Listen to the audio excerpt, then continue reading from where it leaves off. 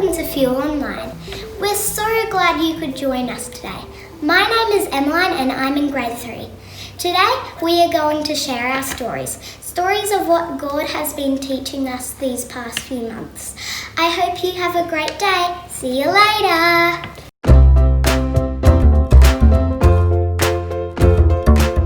Something God has been teaching me is to not only say sorry but do sorry too, and to try to not do it again. God has shown me all the great things I have in life that I sometimes took for granted. Now I've learned to appreciate things like the roof on my house, being able to sleep in a warm bed, being able to wake up to a family, and being able to visit family members in different countries.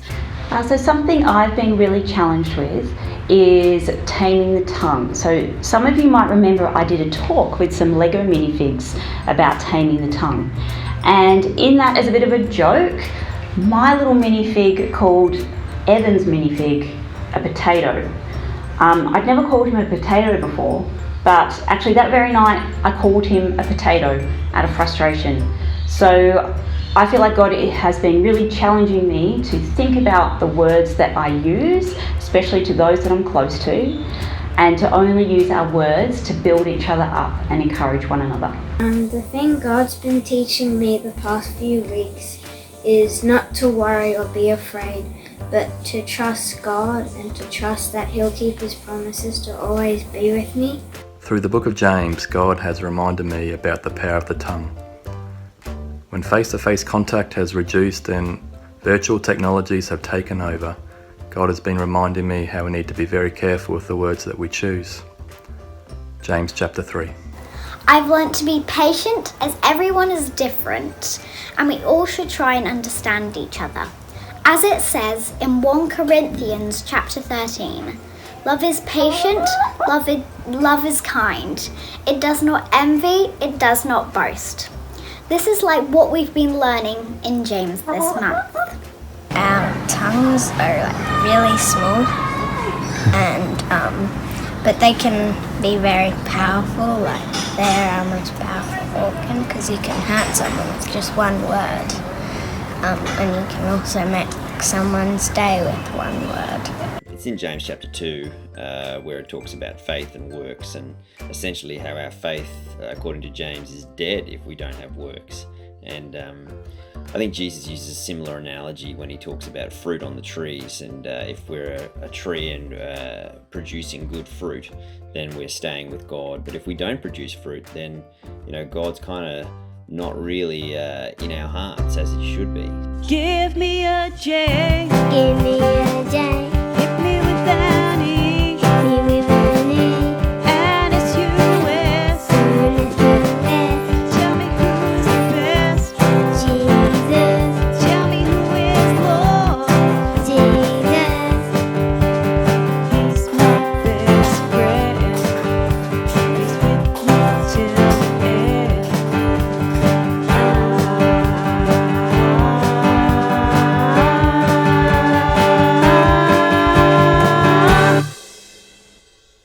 Give me a J. Give me a J. Hit me with an E. Hit me with an E.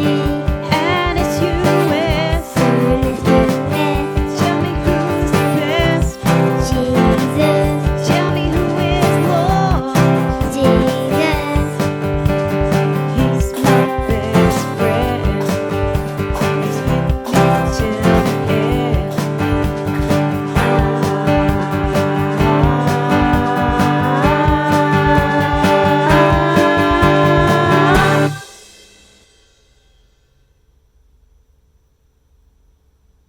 Give me a J. Give me a J. Hit me with an E. Hit me with an E. And it's U.S. Tell me who's the best. Jesus. Tell me who is Lord. Jesus. He's my best friend. He's with me till the end.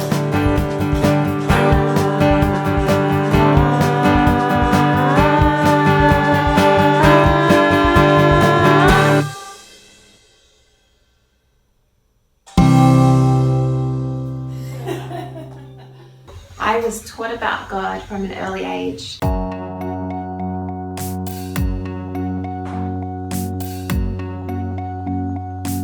I knew that God loved me. I knew that Jesus died for me. And I loved God too. I would turn to him when I was afraid, and I knew that he was always by my side. I was taught when I was younger that I was a sinner in need of forgiveness, but I didn't really see myself that way. All in all, I thought of myself as a pretty good person. I found it really difficult to see what I had done that was so bad. Looking back, I know that I found my identity in trying to do the right thing and please others. I thought I was actually concerned with pleasing God, but on reflection, it wasn't really on my radar to please him. When I was being good, life was good, and all I needed to do was control my good facade. It wasn't until late high school that I began to see the true condition of my heart. Little by little, God showed me my pride. He showed me how I had the ability to disobey him time and time again, rejecting his nudges to change my ways. God showed me that even my so-called good deeds were stained by a selfish intent. I remember being overcome with my own sinfulness and feeling the weight of my guilt in a new way. And it was only then, when I saw the depths of my sin, that I could really see the depths of God's love and his holiness. Now, when I thought of Jesus on the cross, I knew that he went there for me. But God didn't leave me there in my guilt. God removed my guilt and the stain of my sin, and he clothed me in Jesus' righteousness. God showed me in my heart what I had known in my head my whole life. I wasn't a good girl, I was God's girl. I wanted to share this verse with you from 1 John 3:1 because it was the first verse that I remember reading as a child. It was the first one that I highlighted in my Bible, and it says, "See how much the Father has lavished his love on us.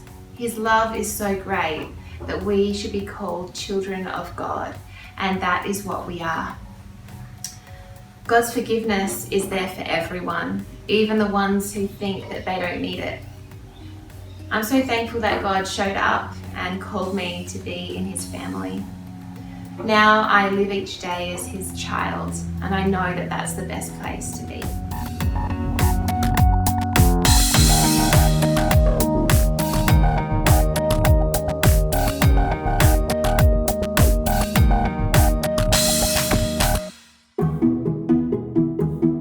Hello everyone, today we are getting to know Nicole. So I'm going to ask her 11 questions today. 11. You have one pass. So if there's a question that you go, I can't think of the answer, you can just say pass, and that's your free pass, but the other ones you have to answer. You ready? Oh, and it's quick fire, so Okay. try to get them out relatively quickly. Okay. All right, ready. If you could buy any animal, which would you buy? Sloth. What song would be the soundtrack to your life? Oh. Pass. What is your, that's a hard one. What is your favourite sleeping position? Oh gosh, trying to get away from small children. Yeah, whatever that is. What does the last text message to your mum say? I made you check this before. Yeah, so the last message to my mum was forwarding her last Sunday morning's church service. Nice. And what is your dumbest injury?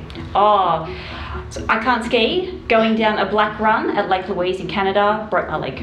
Oh, ouch. What is your favourite colour? Orange. What is your favourite season? Winter, definitely. Favourite Bible verse?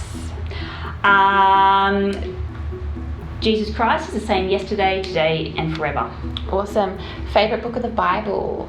Favourite book of the Bible, I think, is Luke, because I just love that it's just a factual account of what Jesus said and did. Awesome. And what's your favourite activity to do on the weekend?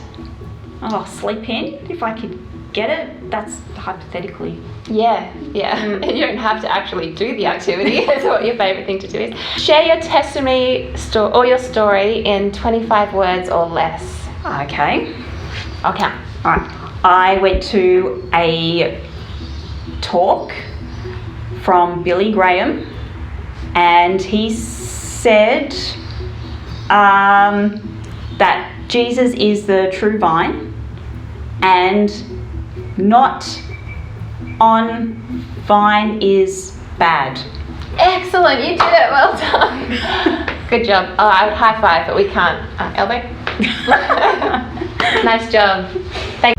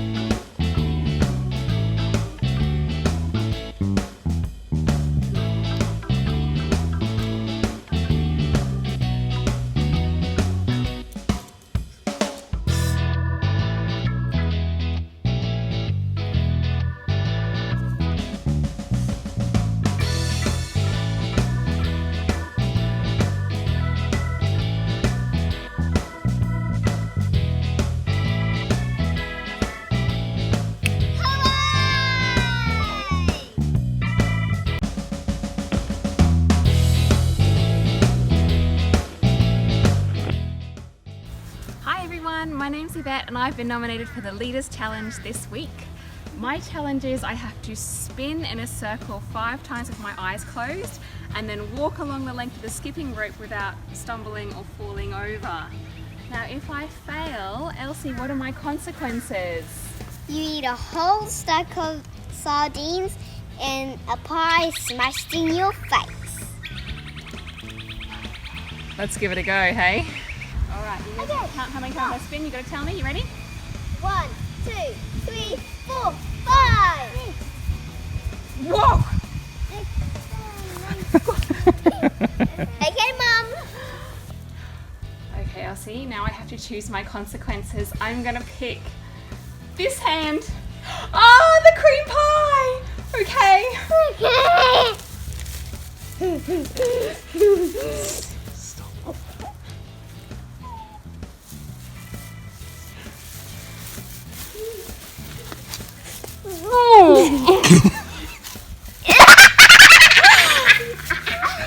That's pretty tasty.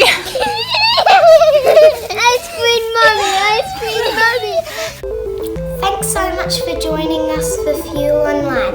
Don't forget to download the stencils and activities to do at home with your family. See you next time.